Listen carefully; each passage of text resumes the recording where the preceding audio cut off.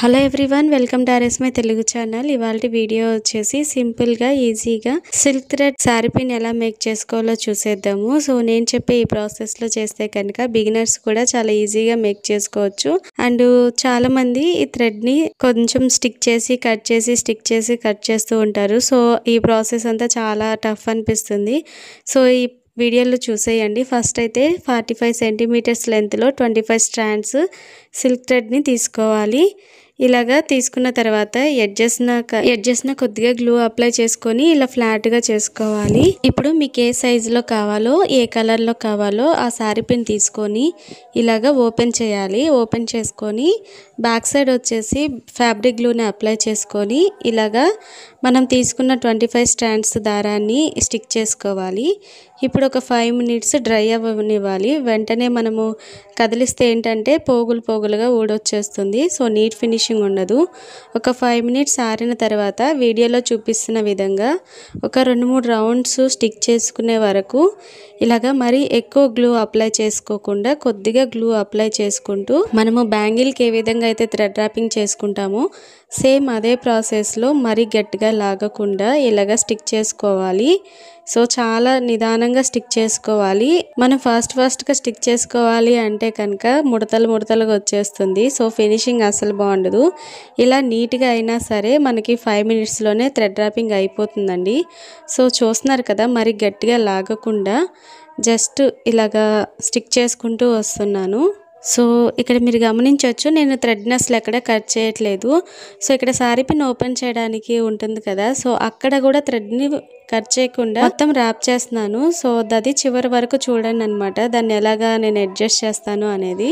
So మీరు ఇలా make చేసుకోలేరు, ఆర్డర్ చేసుకోవాలి అనుకుంటే స్క్రీన్ మీద కనపడుతున్న వాట్సాప్ నెంబర్కి మెసేజ్ చేసి ఆర్డర్ ప్లేస్ చేసుకోవచ్చు. మన దగ్గర silk thread bangles, hair accessories, ఇలాగా హ్యాండ్మేడ్ జ్యువెలరీ మొత్తం అవైలబుల్ ఉంటుంది. సో ఈ విధంగా థ్రెడ్ ర్యాపింగ్ చేసుకున్న తర్వాత ఇప్పుడు రెండో వైపు కూడా ఎడ్జ్కి వచ్చేసరికి మళ్ళీ కొద్దిగా గ్లూ అప్లై చేసుకుంటూ థ్రెడ్ అనేది ర్యాప్ చేసుకోవాలి. ఇలా ఎడ్జెస్న థ్రెడ్ ర్యాపింగే కొంచెం డిఫికల్ట్గా ఉంటుంది. సో వీడియోని స్కిప్ చేయకుండా చివరి వరకు అబ్జర్వ్ చేస్తూ చూడండి. అండ్ మన ఛానల్ని ఫస్ట్ టైం చూస్తున్నా లేదా సబ్స్క్రైబ్ చేసుకోకపోతే సబ్స్క్రైబ్ చేసుకొని పక్కన ఉన్న బెల్ బటన్ యాక్టివేట్ చేసుకోండి. ఇలా చేయటం వల్ల ఎప్పుడు వీడియోస్ అప్లోడ్ చేసినా కానీ మీకు నోటిఫికేషన్ వస్తాయి. అండ్ మనం తీసుకున్న 45 సెంటీమీటర్స్ లెంత్లో 25 స్ట్రాండ్స్ అనేవి కరెక్ట్గా సరిపోయింది. అండ్ నేను తీసుకున్న ఈ శారీ పిన్ వచ్చేసి కొంచెం పెద్ద సైజ్ అండి. సో మీరు చిన్న సైజ్ తీసుకున్నా పెద్ద సైజ్ తీసుకున్నా ఈ లెంత్లో తీసుకొని 25 స్ట్రాండ్స్ తీసుకుంటే థ్రెడ్ ర్యాపింగ్ చేసినప్పుడు కరెక్ట్గా సరిపోతుంది.